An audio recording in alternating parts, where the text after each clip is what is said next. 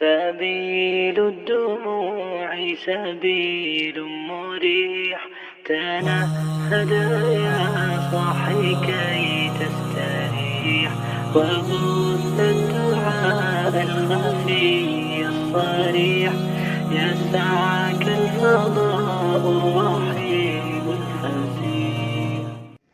ونعوذ بالله من شرور أنفسنا من سيئات أعمالنا من يهده الله فلا مضل له ومن يضلله فلا هادي له وأشهد أن لا إله إلا الله وحده لا شريك له وأشهد أن محمدا عبده ورسوله. أما بعد فإن خير الحديث كتاب الله وخير الهدي هدي محمد صلى الله عليه وسلم وشر الأمور محدثاتها وكل محدثة بدعة وكل بدعة ضلالة وكل ضلالة في النار. وقال الله تعالى يا أيها الذين آمنوا اتقوا الله حق تقاته ولا تموتن إلا وأنتم مسلمون. وقال الله تعالى يا أيها الذين آمنوا اتقوا الله حق تقاته ولا تموتن إلا وأنتم مسلمون. وقال الله تعالى يا أيها الناس اتقوا ربكم الذي خلقكم من نفس واحدة وخلق منها زوجها بث منهما رجالا كثيرا ونساء واتقوا الله الذي تساءلون به والأرحام إن الله كان عليكم رقيبا. وقال الله تعالى يا أيها الذين آمنوا اتقوا الله وقولوا قولا سديدا يصلح لكم أعمالكم ويغفر لكم ذنوبكم ومن يطع الله ورسوله فقد فاز فوزا عظيما. اللهم صل على محمد وعلى آل محمد كما صليت على إبراهيم وعلى آل إبراهيم إنك حميد مجيد. اللهم بارك على محمد وعلى آل محمد كما باركت على إبراهيم وعلى آل إبراهيم إنك حميد مجيد. وقال النبي صلى الله عليه وسلم تركت فيكم أمرين لن تضلوا ما تمسكتم بهما كتاب الله وسنتي. رب اشرح لي صدري ويسر لي أمري واحلل عقدة من لساني يفقهوا قولي. سبحانك لا علم لنا إلا ما علمتنا إنك أنت العليم الحكيم. اللهم أرنا الحق حقا وارزقنا اتباعه وأرنا الباطل باطلا وارزقنا اجتنابه آمين يا رب العالمين. صحیح بخاری اور صحیح مسلم میں حضرت عبداللہ ابن عمر رضی اللہ عنہما نبی کریم صلی اللہ علیہ وسلم سے روایت کرتے ہیں کہ بنو اسرائیل کے دور میں 3 افراد ایک سفر پر نکلے. وہ سفر پر جا رہے تھے کہ شدید بارش شروع ہو گئی اور انہوں نے بارش سے بچنے کے لیے ایک غار کے اندر پناہ لی. جب وہ تینوں غار کے اندر پہنچ گئے تو پہاڑ کے اوپر سے ایک پتھر لڑکتا ہوا نیچے آیا اور غار کے منہ پہ آ کر کھڑا ہو گیا اور اس نے غار سے باہر نکلنے کے راستے کو بند کر دیا. تینوں افراد نے جب یہ صورتحال دیکھی کہ اب باہر نکلنے کا کوئی راستہ نہیں تو ان میں سے ایک نے یہ تجویز پیش کی کہ چلو یوں کرتے ہیں کہ اپنا کوئی ایک عمل جو ہم نے خالصتاً اللہ کے لیے کیا اس کو ذکر کرتے ہیں اور اس کو ذکر کرنے کے بعد اللہ تعالیٰ سے دعا کرتے ہیں. اللہ تعالیٰ انشاءاللہ ہمیں اس مشکل سے نجات دے دیں گے. پہلے شخص نے اپنے عمل کا ذکر کیا کہ میں بکریاں چراتا تھا اور میرا معمول یہ تھا کہ میں صبح نکلتا بکریاں چرا کے شام کو گھر آتا بکریوں کا دودھ نکالتا اور بکریوں کا دودھ دھونے کے بعد میں سب سے پہلے اپنے والدین کی خدمت میں پیش کرتا. جب میرے والدین اپنی مرضی کے مطابق اس دودھ کے پیالے میں سے دودھ کو پی لیتے اس کے بعد میں اس دودھ کو اپنے بیوی اور بچوں کے لیے لے کر جاتا اور پھر ان کے سامنے رکھتا اس کو. ایک دن میں بکریاں چرا کر واپس آتے ہوئے مجھے دیر ہو گئی. جب میں گھر پہنچا تو دودھ نکالنے کے بعد میں نے دیکھا کہ میرے والدین سو چکے ہیں. میں نے اس دودھ کے پیالے کو ان کے پاس رکھا اور انتظار کیا کہ جب تک وہ صبح نہ اٹھیں یا جب بھی وہ اٹھیں پہلے وہ دودھ پئیں اس کے بعد میں اپنے بیوی اور بچوں کو دودھ پلاؤں گا. میرے والدین کے اٹھنے سے پہلے میرے بیوی بچے مجھ سے دودھ مانگتے رہے لیکن میں نے ان کو کہا کہ نہیں، پہلے میرے والدین دودھ پئیں گے، اس کے بعد تم لوگوں کو دودھ ملے گا. اے اللہ یہ کام خالصتاً میں نے آپ کی رضا کے لیے کیا، اے اللہ ہم اس مشکل سے نجات دے دیں۔ اللہ تعالیٰ نے اس پتھر کو حکم دیا، پتھر اپنی جگہ سے ہلا، لیکن صرف اتنا ہلا کہ کوئی اس سے باہر نہیں نکل سکتا تھا۔ پھر دوسرے شخص نے اپنے عمل کو پیش کیا کہ اے اللہ میری ایک رشتہ دار تھی جس سے میں انتہائی محبت کرتا تھا، میں نے اس کو اپنے پاس آنے کی دعوت دی، یعنی گناہ کی دعوت دی، اس نے انکار کر دیا۔ ایک دن وہ شدید مجبوری کی حالت میں میرے پاس آئی اور کچھ رقم کا مطالبہ کیا۔ میں نے اس سے کہا کہ میں تمہیں رقم دیتا ہوں لیکن تم کو میرے ساتھ یہ بدفعلی کرنی پڑے گی۔ وہ مجبور تھی، اس نے اس رقم کی مجبوری کی وجہ سے ہاں کر دی۔ میں نے اس کو رقم دے دی۔ مقررہ وقت پر وہ میرے پاس آئی، اور جب میں اس گناہ کے ارادے سے اس کی طرف بڑھا تو اس عورت نے آواز دی اتق اللہ، اللہ سے ڈر جاؤ۔ اے اللہ اس وقت میں اس کے اوپر قدرت رکھتا تھا لیکن میرے دل میں آپ کا تقوی، آپ کا خوف آیا، اور میں نے اس عورت کو جانے دیا اور اس سے کہا کہ جو پیسے بھی میں نے تم کو دیے وہ بھی میں نے تمہیں معاف کیے۔ اے اللہ اگر یہ عمل خالصتاً میں نے آپ کے لیے کیا تو اے اللہ اس مشکل سے ہمیں نجات دے دیجئے۔ اللہ تعالیٰ نے پتھر کو حکم دیا، پتھر اپنی جگہ سے ہلا، لیکن ابھی بھی اتنی جگہ نہیں تھی کہ اس سے کوئی شخص باہر نکل سکتا۔ اس کے بعد تیسرے شخص نے اپنے عمل کو پیش کیا۔ اس نے اللہ سے کہا کہ اے اللہ میرے پاس کچھ مزدوروں نے مزدوری کی، میں نے مزدوروں کو اجرت دی لیکن ایک مزدور اپنی مزدوری چھوڑ کر چلا گیا۔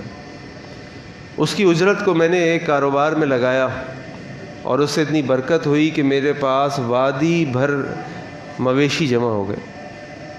کچھ عرصے کے بعد وہ شخص واپس آیا اور آ کے مجھ سے کہا کہ لاؤ میری مزدوری مجھے واپس کرو یا میری مزدوری مجھے ادا کرو۔ اے اللہ میں نے اس سے کہا کہ یہ جتنے جانور مویشی تم دیکھ رہے ہو یہ سب تمہاری مزدوری ہے۔ وہ مجھ سے کہنے لگا مجھ سے مذاق کرتے ہو؟ میں نے کہا نہیں بھائی، جو مزدوری تم چھوڑ کر گئے تھے اس سے میں نے تجارت کی، اس تجارت کے نتیجے میں یہ سارا جانور جمع ہو گیا، یہ سب تمہاری مزدوری کا پھل ہے۔ اے اللہ اس نے ان سارے جانوروں کو لیا اور لے کے چلا گیا۔ اے اللہ یہ عمل میں نے خالصتاً آپ کے لیے کیا، اگر آپ اور میں آپ سے دعا کرتا ہوں کہ آپ ہمیں اس مشکل سے نجات دے دیں۔ اللہ تعالیٰ نے پتھر کو حکم دیا، پتھر اپنی جگہ سے ہلا اور اس سے ایک شخص کے باہر نکلنے کی جگہ بن گئی۔ اس طرح وہ لوگ اس غار سے نکل گئے۔ یہ واقعہ اتنا عظیم واقعہ ہے کہ اس کے اوپر پورے دن بھی آپ کے اوپر آپ سے بات کی جا سکتی ہے۔ اتنے فوائد ہیں، اتنے اصول ہیں، اتنے سبق آموز نصیحتیں ہیں کہ لا تعداد ہیں۔ لیکن اس وقت اس واقعے میں سے میں جس سبق کی طرف یا جس معاملے کی طرف آپ کی توجہ چاہتا ہوں وہ معاملہ ہے بر الوالدین، والدین کے ساتھ نیکی کرنے کا۔ اگر آپ اس شخص کے اس عمل کا تجزیہ کریں، انالیسس کریں، تو آپ دیکھیں گے کہ دنیا کے کسی بھی مفتی کے پاس آپ چلے جائیں، عالم کے پاس چلے جائیں اور اس سے آپ پوچھیں کہ بھائی میرے پاس ایک دودھ کا پیالہ ہے، وہ پیالہ میں روز اپنے والدین کو پہلے پیش کرتا ہوں، اس کے بعد اپنے بچوں کو پلاتا ہوں۔ اگر کسی دن میں اپنے گھر آؤں اور میرے والدین سو چکے ہوں یا میرے والدین گھر پہ نہ ہوں تو کیا میرے لیے فرض ہے کہ میں اپنے والدین ہی کو پہلے پلاؤں پھر اپنے بچوں کو پلاؤں؟ تو مجھے امید اور یقین ہے کہ دنیا کا کوئی مفتی اور عالم آپ سے نہیں کہے گا کہ آپ پہ واجب ہے کہ پہلے آپ اپنے والدین کو پلائیں۔ اگر بچے بھوکے ہیں، بچے آپ سے دودھ مانگ رہے ہیں، والدین سو چکے ہیں، آپ ان کے حصے کا دودھ نکال کے سائڈ پہ رکھ دیں اور اس کو دودھ پلا دیں۔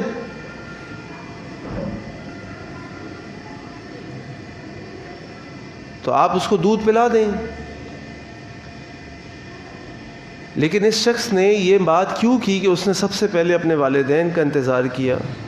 یہ اس کی طرف سے والدین کے ساتھ ان حسن سلوک ہے، یہ والدین کی خدمت ہے، یہ اس کا جذبہ ہے کہ سب سے پہلے میں اپنے والدین کی خدمت میں پیش کروں گا کہ ان کے اکرام میں، ان کے احترام میں کوئی کمی نہ آ جائے۔ اگر آپ قرآن کریم کی آیات کو پڑھیں، قرآن کریم کا مطالعہ کریں تو آپ دیکھیں گے کہ اللہ تعالیٰ نے کئی مقامات پر اپنے عبادت کے ساتھ، اپنی توحید کے ساتھ والدین کا ذکر کیا۔ جیسے سورہ بنی اسرائیل میں اللہ تعالیٰ نے فرمایا وَقَضَىٰ رَبُّكَ أَلَّا تَعْبُدُوا إِلَّا إِيَّاهُ، اور تمہارے رب نے فیصلہ کر دیا کہ تم نہیں عبادت کرو گے سوائے اللہ کی، وَبِالْوَالِدَيْنِ إِحْسَانًا، اور تم اپنے والدین کے ساتھ احسان کرو گے، احسان۔ مسئلہ ہمارا یہ ہے کہ چونکہ ہماری زبان اردو عربی سے بنی ہے، ترکی سے بنی ہے، فارسی سے بنی ہے، تو جو الفاظ ہم ان سے لے لیتے ہیں ان کے معنی کو ہم وہی سمجھتے ہیں جو اردو میں استعمال ہوتے ہیں، جبکہ ایسا نہیں ہے ہر لفظ کے ساتھ۔ عربی میں احسان کا معنی الگ ہے، اردو میں احسان کا معنی الگ ہے۔ اردو میں احسان کا معنی یہ ہے کہ آپ کسی کے ساتھ اس کے حق سے زیادہ سلوک کر لیں۔ مثال کے طور پہ آپ نے ایک مزدور کو اجرت پہ رکھا، 1000 روپے اجرت طے ہوئی، اس نے مزدوری کی، جاتے ہوئے آپ نے اس کے ہاتھ میں 100 روپے اور دیے، بھائی میری طرف سے رکھ لو، یہ آپ نے احسان کر دیا اس کے ساتھ۔ عربی میں اس کو احسان نہیں کہتے۔ عربی میں احسان اس کو کہتے ہیں کہ کسی بھی عمل کو اس طریقے سے کرنا کہ اس سے بہتر طریقے سے کرنا ممکن نہ ہو، یہ احسان ہے۔ کسی بھی عمل کو اس طریقے سے کرنا کہ اس سے بہتر طریقے سے کرنا ممکن نہ ہو، یہ احسان ہے۔ اللہ تعالیٰ والدین کے لیے حکم فرماتے ہیں وَبِالْوَالِدَيْنِ إِحْسَانًا، اس کا معنی یہ ہوا کہ اپنے والدین کے ساتھ حسن سلوک ایسے کرو کہ اس سے بہتر ممکن نہ ہو، اور اس شخص نے یہی کیا۔ اس پہ فرض نہیں تھا کہ پہلے والدین ہی کو دودھ پلاتا، اس پہ فرض یا واجب نہیں تھا کہ وہ اپنے والدین کے اٹھنے کا انتظار کرتا۔ جس کی ضرورت ہے، بچے بھوکے ہیں، رو رہے ہیں، بیوی دودھ مانگ رہی ہے، بچوں کی بھی عادت ہے کہ رات کو دودھ پی کر سوتے ہیں، دودھ نہیں مل رہا، وہ گھبرا رہے ہیں، بے چین ہو رہے ہیں، لیکن اس نے اپنے والدین کے اکرام اور احترام کی وجہ سے نہیں، جب تک میرے والدین اس دودھ کو نہیں پئیں گے یہ دودھ کوئی اور نہیں پی سکتا۔ مجھے نہیں پتا، یہ میں اس کی طرف سے حسن ظن کر رہا ہوں کہ وہ شاید سوچتا ہو کہ مجھے نہیں پتا کہ آج شاید میرے والدین کا دودھ پینے کا اتنا دل ہو کہ میرے بچوں کے لیے بھی نہ بچے، شاید۔ تو والدین کے ساتھ احسان کرنا، ان کے ساتھ اچھا سلوک کرنا، یہ ہم سب کے اوپر واجب ہے، فرض ہے، یہ مستحب نہیں ہے۔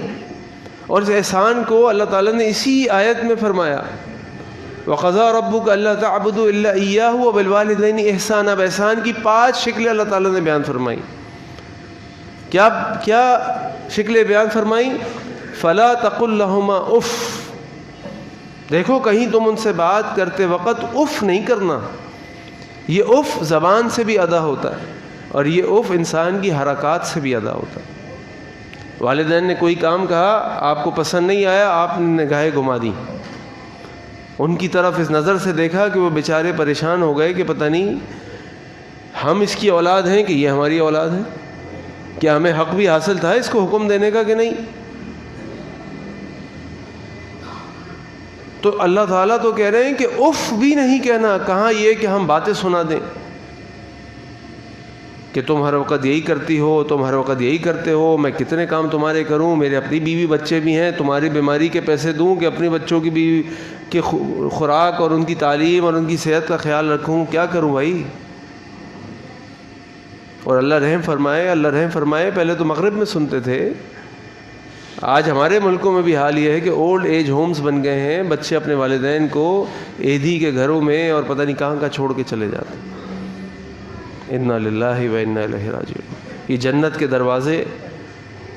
کے دروازے، یہ انسان کے لیے اللہ تعالیٰ کی رحمت کے دروازے کھولنے والے جو ذرائع ہیں، انسان اس کو ضائع کر دیتا ہے۔ اللہ تعالیٰ فرما رہے ہیں فلا تقل لہما اف، دیکھو ان دونوں کو اف بھی نہ کہنا، ولا تنہرہما، اور دیکھو ان کو کبھی دھتکارنا نہیں، کبھی ان کی بات کا مذاق نہیں اڑانا، کبھی ان کی بات کے آگے اپنی بات کو اوپر نہیں کرنا، کبھی ان کو یہ نہیں کہنا کہ آپ غلط ہیں، آپ غلط سوچتے ہیں، آپ کو پتہ نہیں ہے، مجھے سب پتہ ہے، آپ آؤٹ ڈیٹڈ ہیں، دقیانوسی ہیں، پرانے ہیں، آپ کے زمانے میں باتیں نہیں ہوتی تھی، ہم جانتے ہیں آج کے کیا تقاضے ہیں، کبھی ان کو دھتکارنا نہیں۔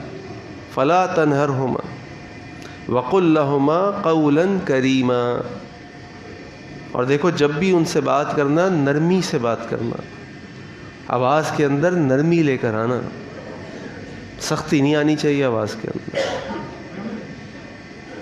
آپ نے شاید ایک ویڈیو دیکھی ہو, مجھے ابھی خیال آ رہا ہے, میں نے بھی ایک ویڈیو فیس بک پہ اور یوٹیوب پہ واٹس ایپ پہ آتی رہی کہ ایک بوڑھا شخص اپنے نوجوان بیٹے کے ساتھ, جس کی عمر 25-30 سال ہوگی, پاکستان نہیں کسی اور یورپی ملک کی ویڈیو ہے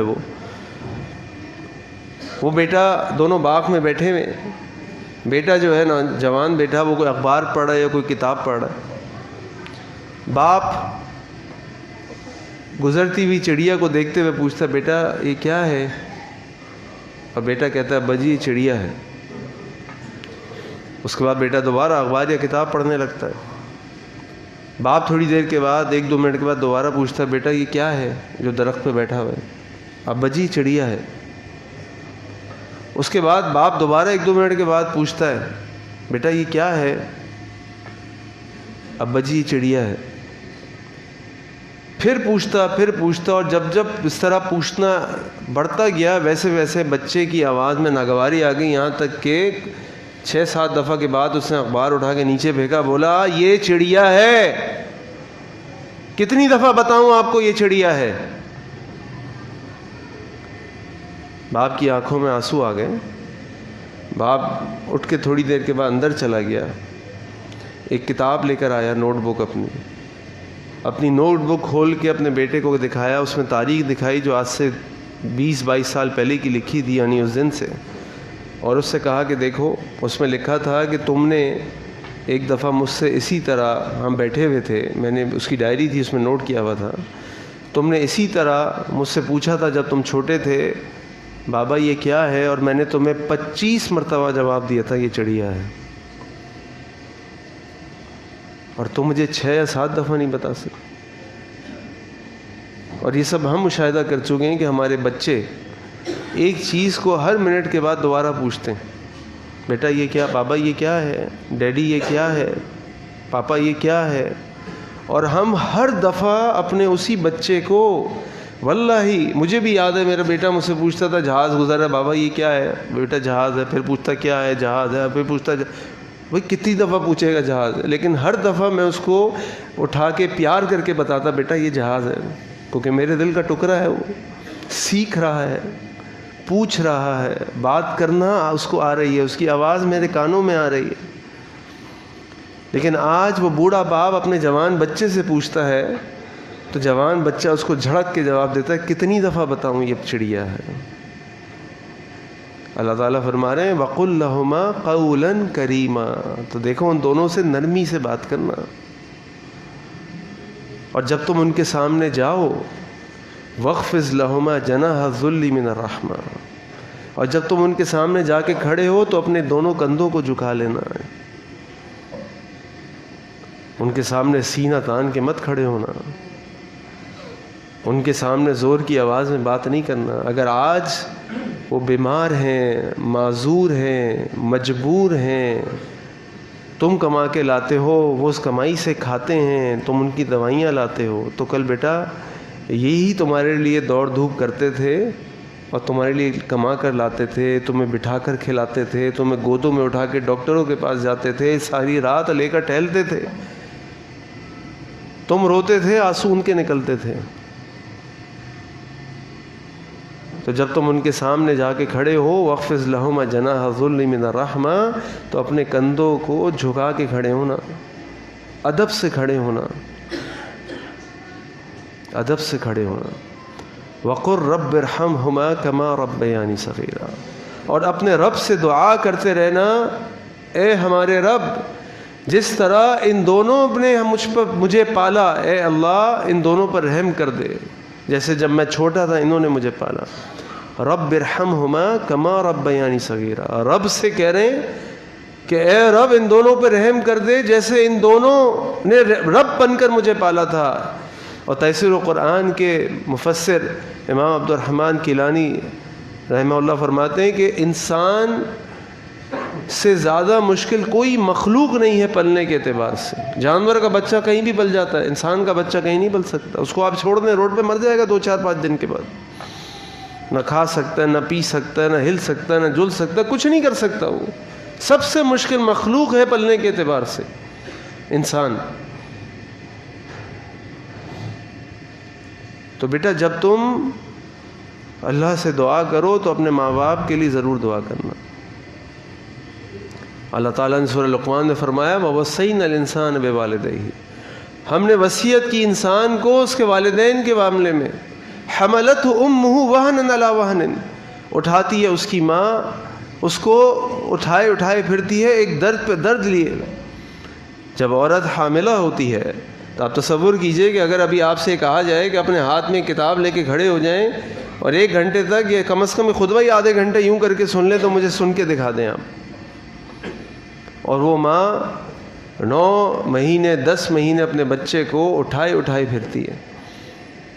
وہ بیمار ہو، اس کی نیند پوری نہ ہو، وہ بھوک میں ہو، وہ پیاس میں ہو، لیکن اپنے بچے کو جو حمل اس کے پیٹ میں ہے اس کو کبھی نقصان پہنچنے نہیں دیتی. میرے بچے کو نقصان نہ ہو جائے. تو اللہ تعالیٰ فرما رہے ہیں وَوَصَّيْنَا الْإِنسَانَ بِوَالِدَيْهِ، میں تمہیں وصیت کرتا ہوں، ہم تمہیں وصیت کرتے ہیں والدین کے بارے میں. حملتہ امہ وہنا علی وہن، اٹھاتی ہے تمہاری ماں درد کے اوپر درد اور تمہیں اٹھائے پھرتی ہے. وَفِصَالُهُ فِي عَامَيْنِ، اور 2 سال تک تمہیں دودھ پلاتی ہے. اور بادشاہ سلامت جب اس دنیا میں تشریف لاتے ہیں تو جب چاہتے ہیں آواز مار دیتے، ماں حاضر ہو جاتی ہے، بیٹا میں آئی. اس کو بھوک لگی ہے، ماں کو کچھ بھی ہو، گرمی ہو، سردی ہو، بیماری ہو، صحت ہو، وہ شادی میں جا رہی ہو، وہ گھر میں ہو، تھکی بھی ہو، پریشان ہو، شوہر سے ڈانٹ کھائی بھی ہو، لیکن بچے نے آواز دی اور ماں حاضر ہو گئی. کیا مخلوق ہے یہ ماں، کیا رشتہ ہے ماں کا. جن کے پاس ماں کی دولت موجود ہے اس نعمت کو ضائع نہ ہونے دیں، اس کی خدمت کریں. کیونکہ اللہ کے نبی صلی اللہ علیہ وسلم فرمایا کہ 3 گنا ماں کا حق زیادہ ہے باپ کے مقابلے میں. کیوں؟ حملتہ امہ وہنا علی وہن وفصالہ فی عامین. یہ دنیا کا کوئی رشتہ آپ کو یہ رشتہ نہیں کا نعم البدل نہیں بن سکتا. وہ چاہے آپ کی بیوی ہو، چاہے آپ کے بچے ہوں، ماں ہے. اور یہی 2 رشتے ہیں ماں اور باپ کے جو بے لوث ہوتے ہیں، کوئی لالچ نہیں ہوتا ان کو. ہاں غلطی کر سکتے ہیں، طبیعتاً کوئی مسئلہ ہو سکتا ہے، سخت ہو سکتے ہیں، لیکن ان کے اور آپ کے رشتے کے درمیان کوئی دنیا کا مفاد آڑے نہیں آ سکتا. یہ ہو سکتا ہے کہ ان کی ترجیحات اور ہوں، آپ کی ترجیحات اور ہوں، ان کی پسند کوئی اور ہو، آپ کی پسند کوئی اور ہو، یہ تو ہو سکتا ہے. لیکن یہ نہیں ہو سکتا کہ ان کو آپ سے محبت اس لیے ہو یا نفرت اس لیے ہو کہ دنیا کا کوئی مفاد آیا ہوا ہے. وہ آپ سے دنیا کے معاملے میں ناراض ہو سکتے ہیں اس لیے کہ آپ نے ان کی نافرمانی کی، اس لیے نہیں کہ ان کو کوئی لالچ تھا آپ سے.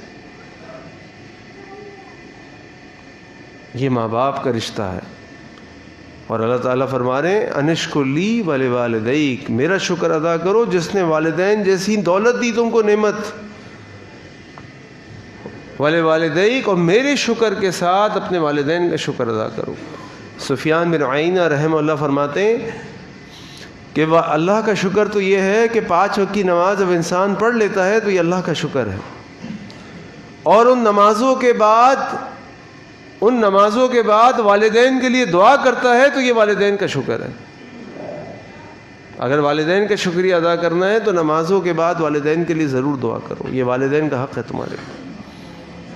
اللہ کے نبی صلی اللہ علیہ وسلم کے پاس ایک شخص آتا ہے اور آ کے پوچھتا ہے کہ اللہ کے نبی صلی اللہ علیہ وسلم ای العمل افضل، سب سے افضل عمل کون سا ہے؟ اللہ کے نبی فرماتے ہیں الصلاۃ علی وقتہا، نماز کو اپنے وقت پر ادا کرنا.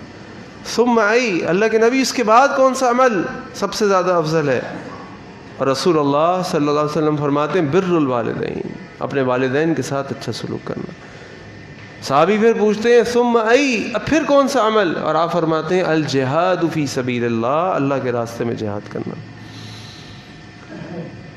اللہ کے نبی صلی اللہ علیہ وسلم کے بعد ایک شخص آتا ہے کہتا ہے کہ اللہ کے نبی صلی اللہ علیہ وسلم میں جہاد میں شرکت کے لیے آیا ہوں. آپ پوچھتے ہیں کہ والدین زندہ ہیں؟ وہ کہتا ہے جی اللہ کے نبی زندہ ہیں. آپ نے کہا جاؤ ففیہما جہاد، اس دونوں کی خدمت میں تمہارا جہاد ہے. جہاد سے بڑھ کر سوچئے کتنی بڑی فضیلت ہے کہ جہاد، اور جہاد میں بندہ جائے شہید ہو جائے. اس کے پاس یہ موقع تو موجود ہے نا، شہید کا کیا درجہ ہے. لیکن اس شہید کے درجے کے باوجود ماں باپ کی خدمت اس سے بڑی اللہ کی عبادت ہے. اس سے زیادہ ماں باپ کی خدمت کی اہمیت ہے کہ انسان جہاد میں نہ جائے، ماں باپ کی خدمت کرے. تو ماں باپ کی خدمت اتنا بڑا عمل ہے، اتنا بڑا عمل، لیکن اس ماں باپ کو ہم ان کی اہمیت کو نہیں جانتے، ان کی اہمیت کو نہیں مانتے، ان کی اہمیت کو نہیں سمجھتے. نتیجتاً اپنے ماں باپ کی خدمت نہیں کر پاتے، اپنے ماں باپ کی اطاعت نہیں کر پاتے، اپنے ماں باپ کی فرما برداری نہیں کر پاتے. اللہ کے نبی صلی اللہ علیہ وسلم کے صحابی ابو ہریرہ فرماتے ہیں انہوں نے دیکھا کہ ایک شخص جا رہا ہے، ایک شخص کے پیچھے دو لوگ جا رہے ہیں. آپ نے اس شخص کو روک کے پوچھا من ھذا، یہ کون ہے جس کے پیچھے پیچھے تم چل رہے ہو؟ اس نے کہا ابھی، میرے والد صاحب. ابو ہریرہ نے اس سے کہا کہ دیکھو لا تدعہ باسمہ، کبھی اپنے والد کو ان کے نام سے آواز مت دینا. ولا تجلس قبلہ، اور کبھی ان کے بیٹھنے سے پہلے مت بیٹھنا. اور ولا تمشی امامہ، کبھی ان کے آگے آگے مت چلنا. کیونکہ ان کے یہاں تو عرب میں، ہم تو ہمارے یہاں تو ابا جان یہ سارے ان کے بھی تھے، لیکن ان کے یہاں ایسا نہ ہو کوئی بدتمیزی میں اپنے باپ کا نام لے لے. تو ابو ہریرہ نے کہا کہ دیکھو کبھی باپ کو باپ کے نام سے نہ پکارنا، کبھی ان کے بیٹھنے سے پہلے نہ بیٹھنا، اور کبھی ان کے آگے آگے مت چلنا، بلکہ ان کے پیچھے پیچھے پیچھے پیچھے رہنا. یہ بر الوالدین ہے. اب آپ کہہ سکتے ہیں کہ جی میرے والدین گنہگار ہیں، میرے والدین نماز نہیں پڑھتے، میرے والدین بدعتی ہیں، میرے والدین کے مشرکانہ عقائد ہیں، کچھ بھی بات اب کہہ لیجئے. میں آپ سے کہتا ہوں کہ اگر آپ کے والدین کافر بھی ہوں، مشرک بھی ہوں، تو بھی آپ نے ان کی اسی طرح خدمت کرنی ہے جیسے وہ مسلمان ہوتے تو آپ خدمت کرتے. کوئی فرق نہیں آئے گا اس کے اندر. کیونکہ اللہ تعالیٰ نے قرآن میں فرمایا وَإِن جَاهَدَاكَ عَلَىٰ أَن تُشْرِكَ بِمَا لَيْسَ لَكَ إِن، اگر وہ تم سے اس بات پہ لڑائی کریں اور تم پہ فورس کریں کہ تم میرے ساتھ شرک کرو، فَلَا تُطِعْهُمَا، تو ان کی بات مت ماننا. وَصَاحِبْهُمَا فِي الدُّنْيَا مَعْرُوفًا، لیکن دنیا کے معاملے میں تم نے ان کے ساتھ اسی طرح خدمت کرنی ہے جیسے ایک مسلمان والدین کی خدمت کرتے ہو. اب آپ سوچئے کہ ہمارے والدین تو مسلمان بھی ہیں، ہمارے والدین تو ہمارے ساتھ ہمارے گھروں میں بھی رہتے ہیں، شہر میں بھی رہتے ہیں، لیکن ہم کہتے ہیں جی آپ نے ہمارے ساتھ غلط کیا، آپ نے ہمیں یوں کہا، آپ نے ہمیں یوں کہا، لہٰذا ہم آپ سے نہیں ملتے، ہم آپ سے بات نہیں کرتے. اور پھر ہمارے اپنے ماں باپ سے ناراضگی کی وجوہات کیا ہیں؟ ناراضگی کی وجوہات یہ ہیں کہ بڑے بھائی کو آپ نے یہ دے دیا، مجھے نہیں دیا، چھوٹے بھائی کو آپ نے یہ دے دیا، مجھے نہیں دیا، بہن کے ساتھ آپ نے یہ کر دیا، میرے ساتھ نہیں کیا. بھائی اگر انہوں نے اللہ نہ کرے انہوں نے ایسی کوئی غلطی کر دی جو ان کو نہیں کرنی چاہیے تھی، وہ اللہ کو جواب دیں. آپ تو اپنا فرض پورا کریں جو اللہ نے آپ پہ فرض عائد کیا کہ وَبِالْوَالِدَيْنِ احسانا. آپ کو اس بات کی اجازت نہیں ہے کہ اگر سامنے والا زیادتی کرے تو آپ بھی زیادتی سے جواب دیں، اور وہ بھی والدین کو کہ جن کی وجہ سے آپ دنیا میں، ورنہ آپ کہاں تھے؟ آپ کی کوئی حیثیت تھی؟ آپ ہیں کون؟ اللہ کے نبی تو فرما رہے ہیں کہ تم اور تمہارا مال دونوں تمہارے باپ کے ہیں. انت ومالک لابیک، تم اور تمہارا مال دونوں تمہارے باپ کے ہیں، تم تو کچھ ہو ہی نہیں، تمہاری تو کوئی حیثیت نہیں ہے. تمہارا مال بھی تمہارے باپ کا، تمہارا نفس بھی تمہارے باپ کا ہے. ان کے مرہون منت تو تم دنیا میں آئے ہو، ورنہ تم تھے کون؟ تمہاری حیثیت کیا تھی؟ تمہیں کوئی جانتا نہیں تھا کہ تم اپنے والدین کی وجہ سے آئے ہو. تو اپنے والدین کا احترام کرنا بہت بہت ضروری ہے. اس کے بغیر ہمارے نہ عافیت ہے نہ نجات ہے. اللہ کے نبی صلی اللہ علیہ وسلم نے تو بد دعا کی اس شخص کے لیے کہ جو اپنے والدین میں سے دونوں یا ایک کو پائے اور ان کی خدمت کر کے جنت میں کا داخلہ نہ حاصل کر سکے. بدبخت ہیں وہ لوگ، بد نصیب ہیں وہ لوگ، گنہگار ہیں وہ لوگ جو اپنے والدین کی خدمت نہ کر سکیں. تو اپنے والدین کی قدر کیجئے، ان کی خدمت کیجئے، ان کے آگے اپنے آپ کو جھکائیے. جھکانے سے مراد ادب کیجئے، احترام کیجئے، اکرام کیجئے، ہر چیز میں ان کو فوقیت دیجئے. یہ بہت ضروری ہے. اللہ تعالیٰ سے دعا ہے کہ اللہ تعالیٰ ہم سب کے والدین کو اللہ تعالیٰ ان کی حفاظت فرمائے، ان کو صحت دے، اللہ ہمیں ان کی خدمت کرنے کی توفیق عطا فرمائے. آخر دعوانا الحمد للہ رب العالمین.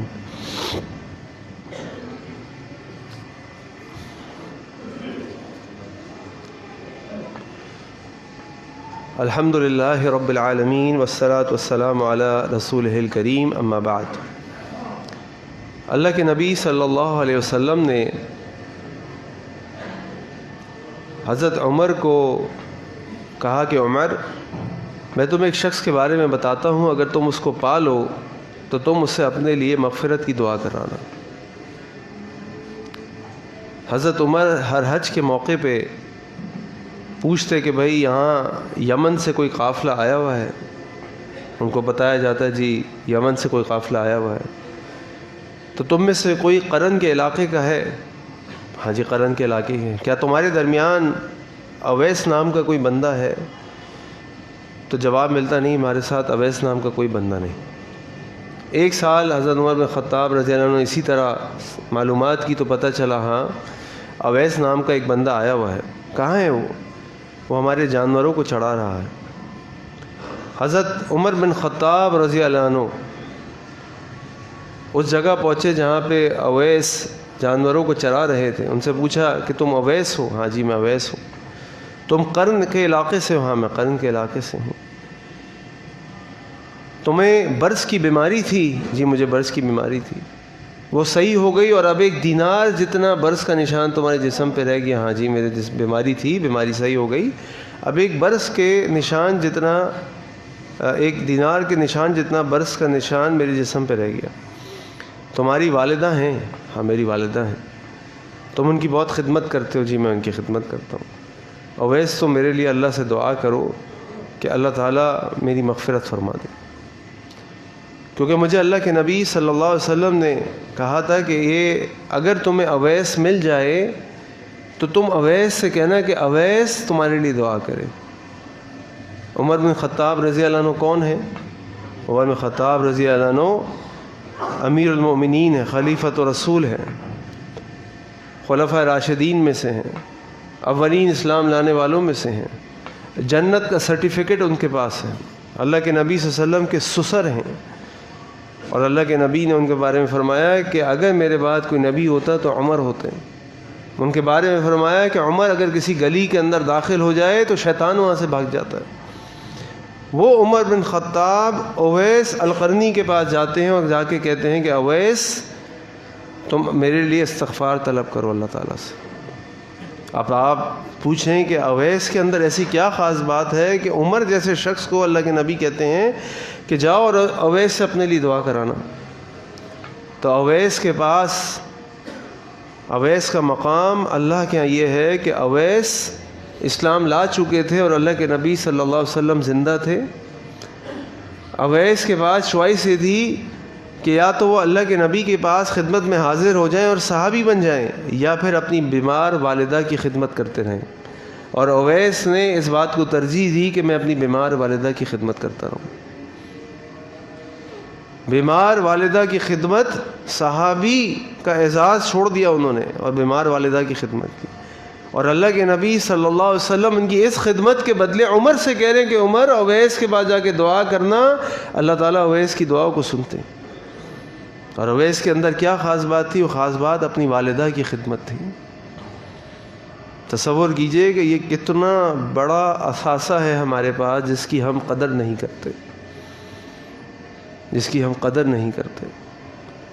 جن کو اللہ تعالیٰ نے والدین کی نعمت دی ہے، اللہ کے واسطے ان کی قدر کیجئے، اللہ کے واسطے ان کی خدمت کیجئے، اللہ کے واسطے ان کے پاس جایا کریں، ان سے کہا کریں کہ میرے لیے دعا کیا رہے، اور دعا کرا کے گھر سے نکلا کرے اس سے۔